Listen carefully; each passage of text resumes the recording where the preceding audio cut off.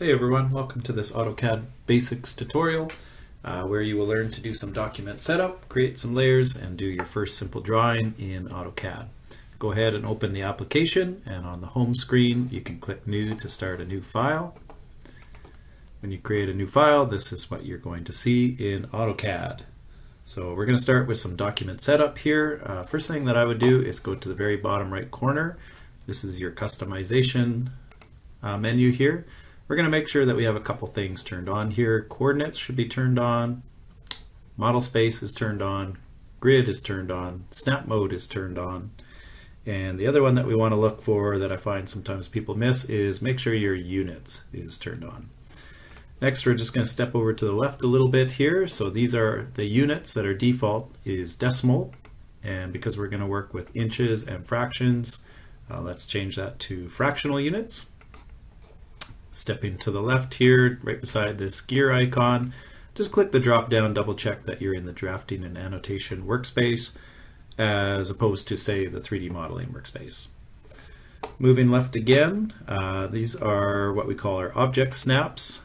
Just make sure that you have the same settings toggled to blue, so object snaps we want to have turned on.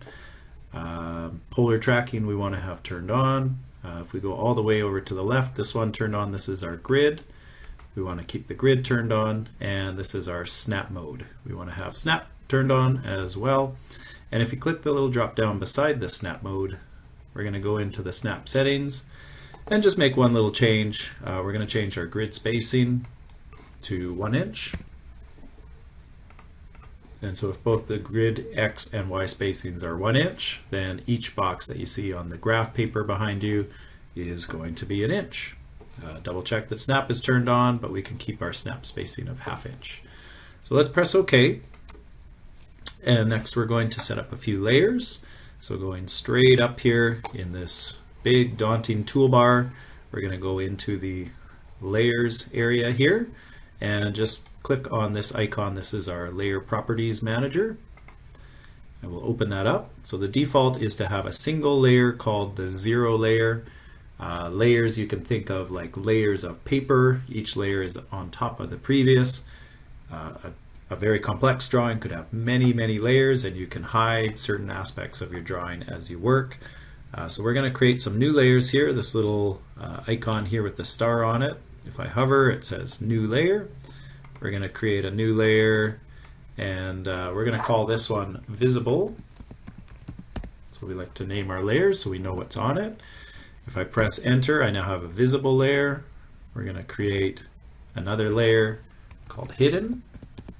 So this is where I'm going to place any hidden lines that I might need to use. We'll press enter.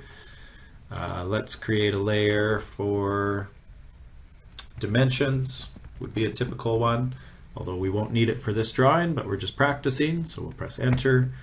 And we'll make one more here for text. I think I have everything that I need for this drawing. Again, other things might require more layers. Now before we close the layer manager, we're going to change two more things. So each of the layers can have a color for the lines.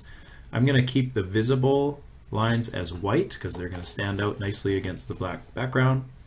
But let's change the color of the hidden lines to something that's going to show up. We'll choose a nice light yellow.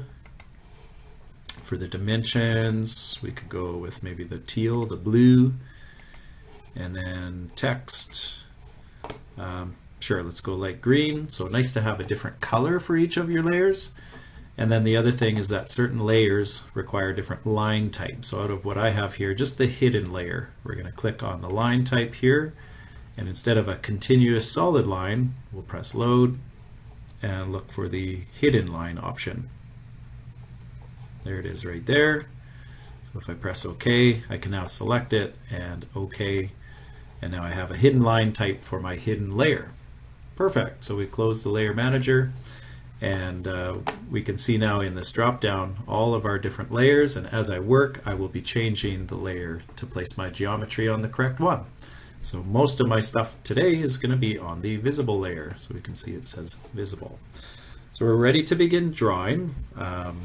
Taking a look in our workspace here, we've got basically like a piece of graph paper On the red axes here, this is our x-axis running side to side. So as I move my cursor left to right, the x-axis, or sorry, the x-coordinate changes. And as I move along the green, this is our y-coordinate, or our y-axis. At the point where those two meet, that's where x and y are both 0. If I want to zoom or pan the screen, I can use the middle mouse wheel. Scrolling the middle mouse wheel will zoom out and zoom in. And if I click the middle mouse wheel, I can drag and pan the screen around. We're going to have all of our drawing take place in the X and Y positive region, which is up and to the right here. So we're going to start with our first tool here. All of our tools are going to come from both the Draw and Modify menu. So out of the Draw menu, we'll take this rectangle tool. And when you look down below here, as you work, you're going to get these prompts. So it says to specify the first corner point. Our first corner point that we're going to use is the point where both x and y are 5. So you can actually just move your cursor till it says 5 and 5, or you could actually just type 5 as your x, press the tab key, and 5 again. When you press enter, the rectangle is at 5 and 5. As I drag this up and to the right, x and y are increasing. So I'm actually just going to go ahead and type in there 4 in the x. And if I press the tab key, I can press 3.5. When I press enter, this creates a rectangle. If I zoom in a little bit, that is 4 inches wide, 1, 2, 3, 4, and 1, 2, 3.5 high. Now what we're going to do, we're going to take a tool out of the Modify menu called the Fillet. The fillet is used to round corners. Again, always look at the prompt here. So it's saying to select the first object, and what we're going to do, we're going to set the radius. So we can either click radius, or we could actually just type the letter R and then enter for radius. And it says specify fillet radius. We're going to set it as 1/4 and press enter. If you don't set the radius, it thinks the radius is 0 and it doesn't work. So now we select the first object and then the second object, and we get this nice 1/4 inch radius here. To repeat the same tool, I can actually just press enter on the keyboard rather than going up here to select it again. And because I've already set the radius, it displays here, I can just click and click. Okay, this is looking pretty good. The next tool that I'm going to use is a circle. If you click the drop down, you can see all the different types of circles we can draw. We're going to take the center radius. And what I want to do is I want to place the center of the circle on the center of this line. So as you drag across, you can see it's snapping to the line, and I get some different shapes. Here we have a square. As I drag towards the center, all of a sudden I get a green triangle indicating the midpoint. If you don't see that on your screen, make sure you have Object Snap turned on. If it is and you still don't get a midpoint, click this drop down and make sure you have these options selected. That midpoint is going to snap. So back to what we were doing here, we're going to snap the midpoint, drag the circle out, and snap to the end point. Perfect. Next, we'll take the line tool. We're going to draw a line 1/2 inch above this one. So if you look at the y coordinate here is 8.5. I'm going to move up 1/2 inch, so the y coordinate's 9. And I'm actually just going to start here and pull straight across, really to anywhere.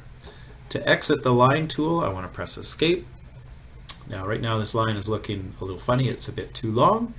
So let me introduce another tool here in the Modify menu, the Trim tool.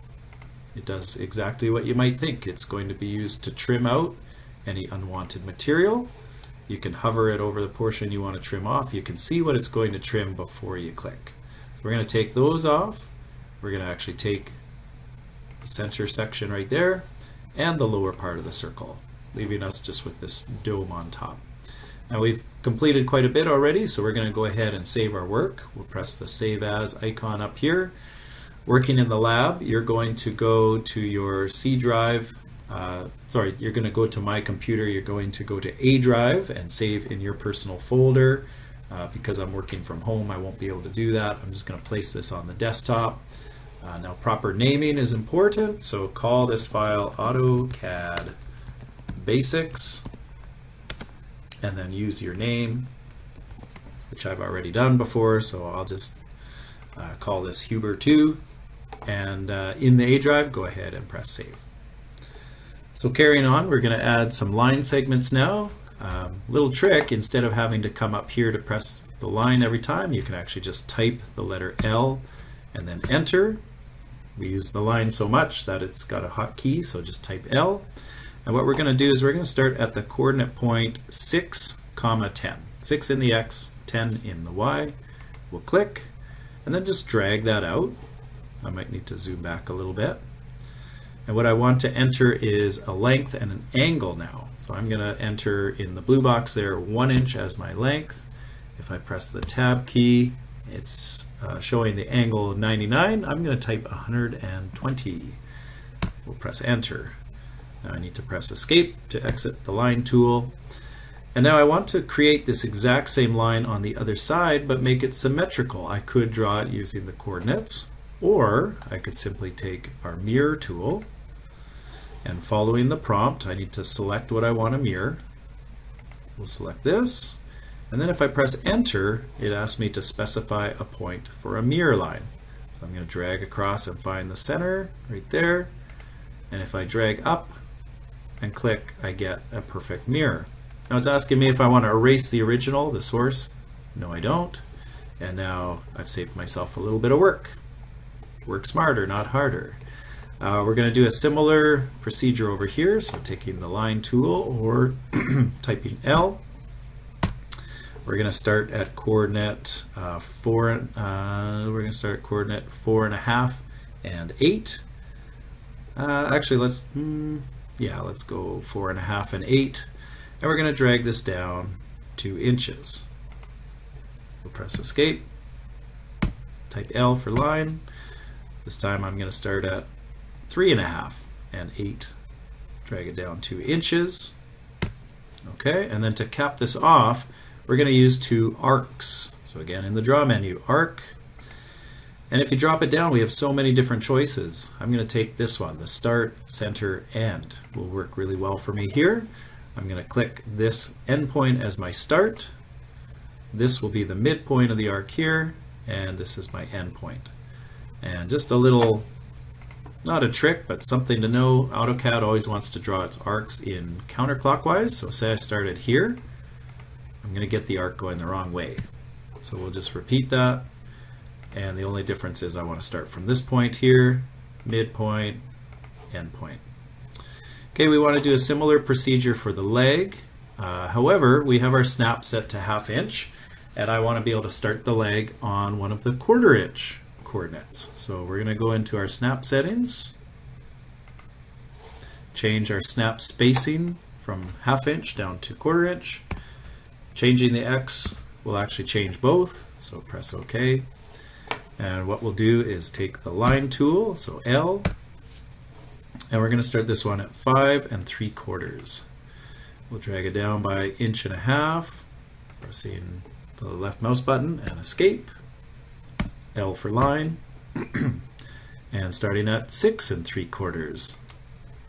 Drag it down 1.5 inches, pressing escape. Now just like we did the arc over here, let's take the start, center, end arc, and we'll place the start at this endpoint, midpoint, endpoint. Okay, you've probably guessed what I'm doing. I could draw the arm and the leg again, or I can work smarter, take the mirror tool, select everything that I wish to mirror.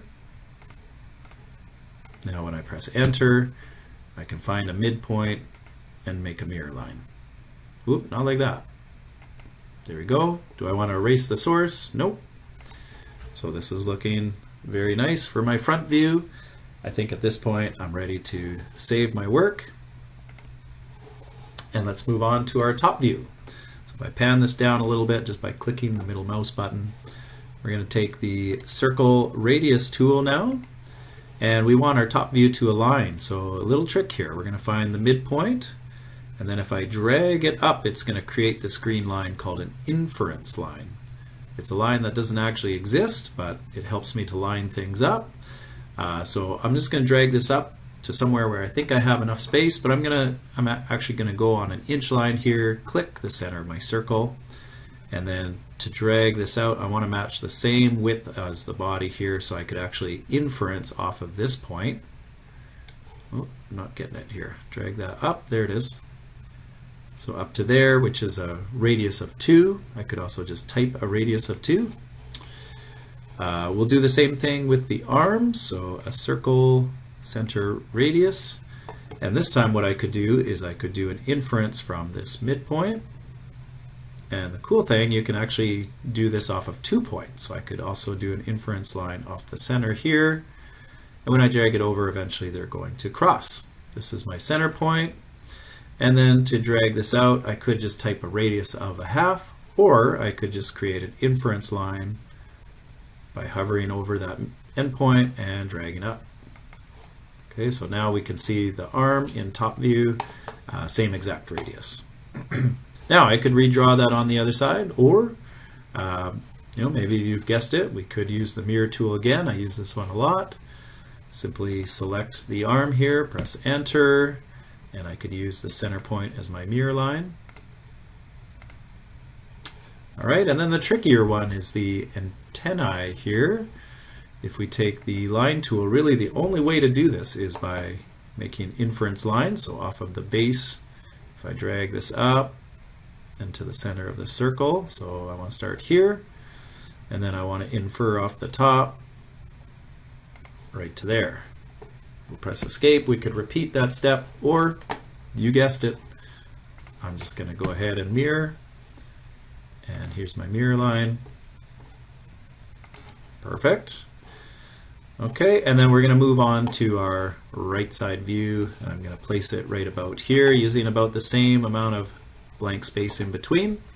Again, I like to try to work things to my advantage here. Rather than redraw everything, I can recycle some of my geometry here. The body is a cylinder when viewed from the top, so it's actually the side view and front view are very much the same. Rather than redraw it all, I'm going to go in the Modify menu and select Copy. I'll select the entire body here, the head minus the antennae, and once I've got that selected, I can press Enter. It asks me to choose a base point. I could just pick any point, really, click, and drag this straight across. So we're going to put this right about here, like that, and then press Escape. Now the arms and legs, I can do a very similar process. Copy, select my objects, press Enter. This time I'm going to choose a base point here right at the midpoint of this arc, and if I drag it right across, I could snap it to the midpoint of this line. Press Escape. And then again for the leg, copy, pressing Enter, and I would put my base point here. Drag it over, infer off the midpoint, and there we have it.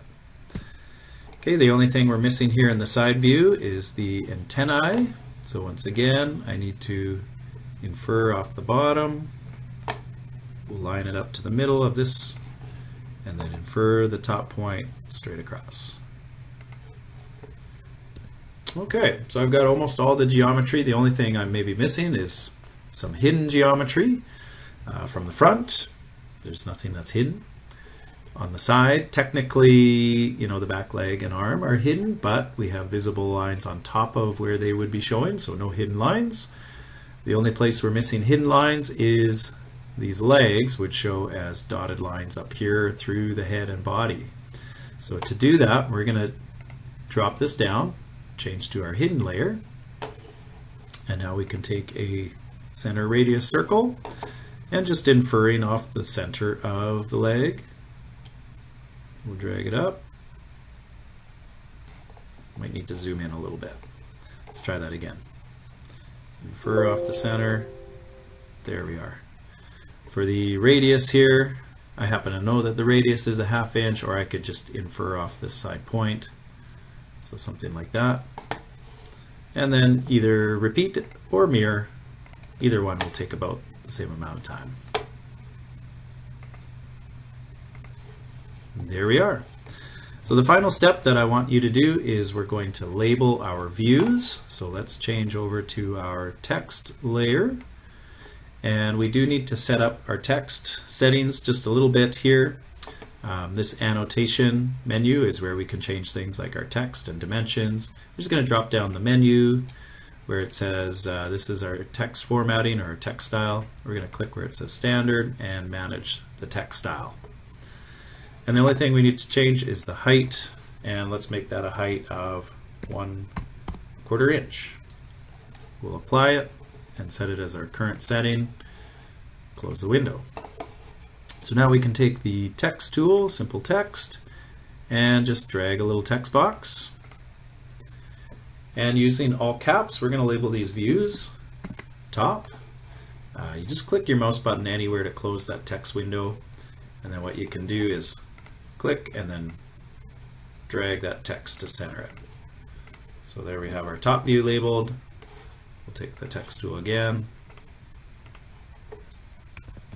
All caps, we'll label this on the front and side.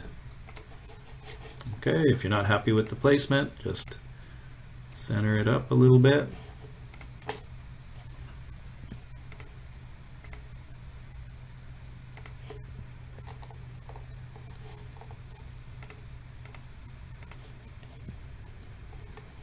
Perfect. So you've completed your first AutoCAD assignment. At this point, make sure you save your work and you can show it to Mr. Huber for grading and move on to the next assignment.